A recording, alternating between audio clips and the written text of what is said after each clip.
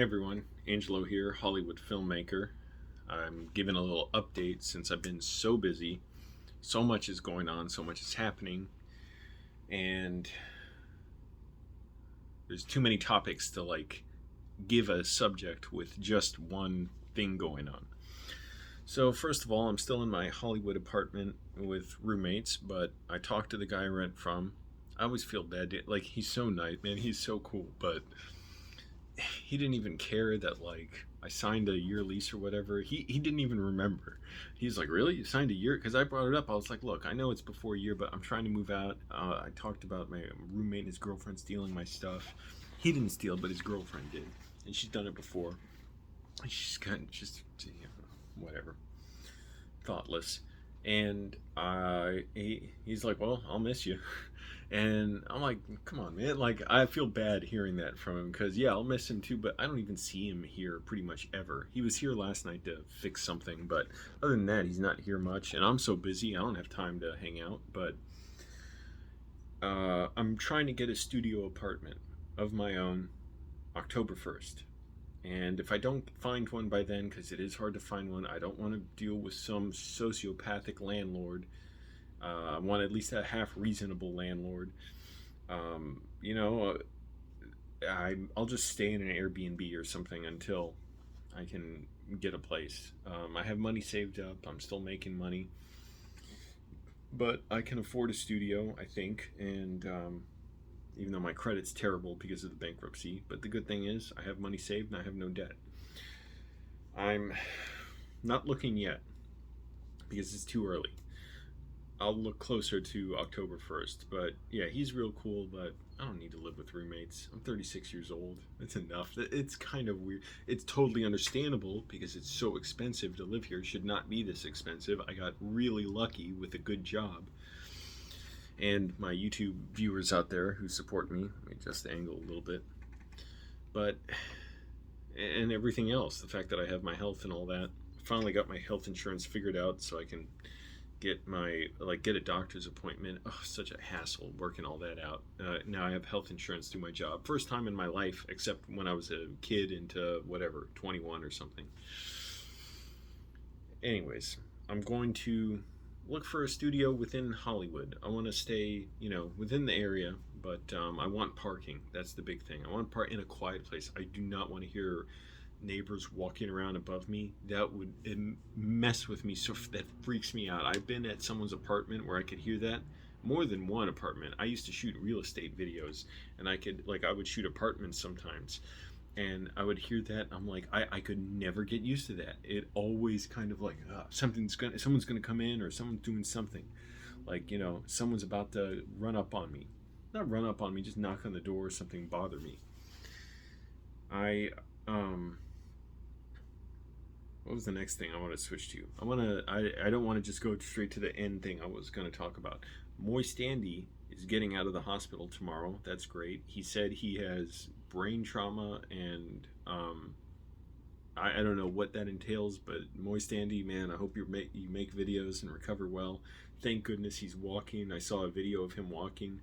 By the way, Moist Andy, who filmed that video of you walking? Because it looked like a nurse took you outside the hospital, to the sidewalk, and just the nurse kind of guided him to make sure you didn't fall.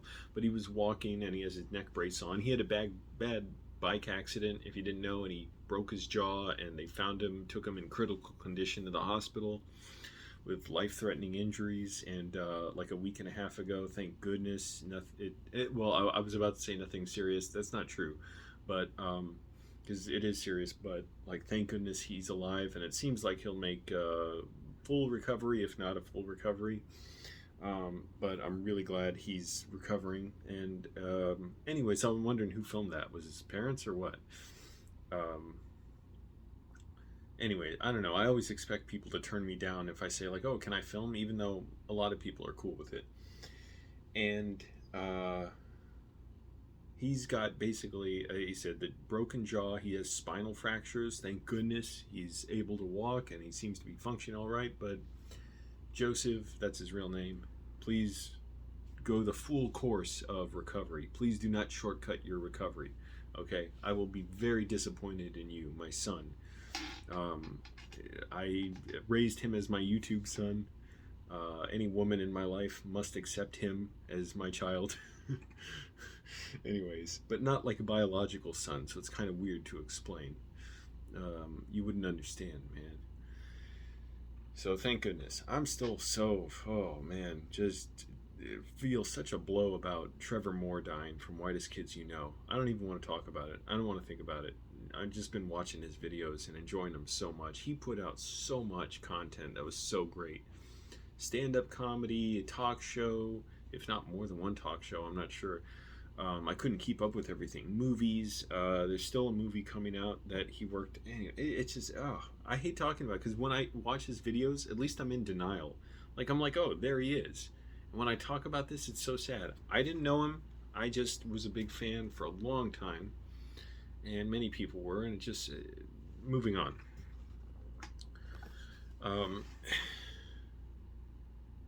So the other big thing, I'm trying to do the hardest thing I know how to do, which is to cut back from work.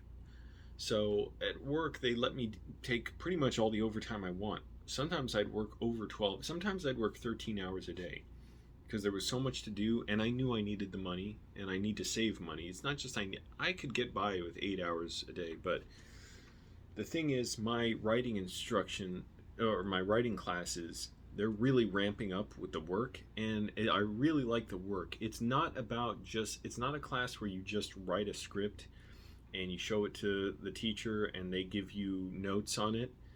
And the way the teacher himself, Corey Mandel, he's my screenwriting teacher, has explained it, is it feels weird calling him my screenwriting teacher. It's just like I'm taking a class from him. It's like lots of people take classes from him. But it's more like training you with exercises to like rework how you approach writing so that you can write lots of great scripts. Because the way he says it, if you get a teacher to like coach you on one script, it'll improve that one script. But he wants to give you tools to write great scripts for life. And you can still learn from, having a script, getting notes on it and stuff, but this is like so much more than that. And I'm trying to write like 2 hours a day, and so already that's hard to work because I get up, I get into work at 6:30 in the morning lately. I wake up 3:45 and then I lie down till like 4:05 or 4:10 sometimes, 4:15 sometimes. But so I get up a few, like 2.5 hours before work, and so then commute, work, and I still work a little overtime each day, at least like 30 minutes, maybe an hour. And so then, like, I'm very limited on my time. Even this video is like cutting into it, where I'm trying to set a strict schedule for at least 2 hours of writing at night. And it's all different, very specific exercises, which, it's like you just have to go for it and like accept what it is. But they're really cool, and that's why I'm so busy. It's like, it was really hard to get my mind to accept, oh, okay, I'm not going to just try and make as much money as possible. I have money. I, have a good job. Like, my job's pretty secure. I'm not, like, I need to do this. I need to do what's hard for me and just cut back on the job so I can focus on writing, if that's important to me. If not, then I'm just a wannabe. Then I'm just pretending. I'm saying, yeah, it's important. Oh, but I got to work. Well, yeah, me and a million other people. And I actually have the opportunity to do this now. And I am dead tired when I get sleep deprived anymore. I went months and months short on sleep, and now it's like I really have to sleep enough to be able to write, because it really affects me. Where I'm like seeing black when my eyes are open at my laptop because I'm so tired. So, anyways, that's kind of the update. My mom's doing all right.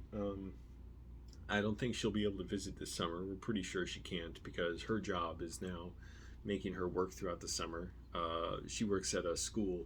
And because they've missed so much of the year, I guess they're having like summer school, and she works in a cafeteria and has to cover stuff during August. So maybe in the fall or December she can visit LA. Plus, it depends on the whole, world situation or the situation in the country.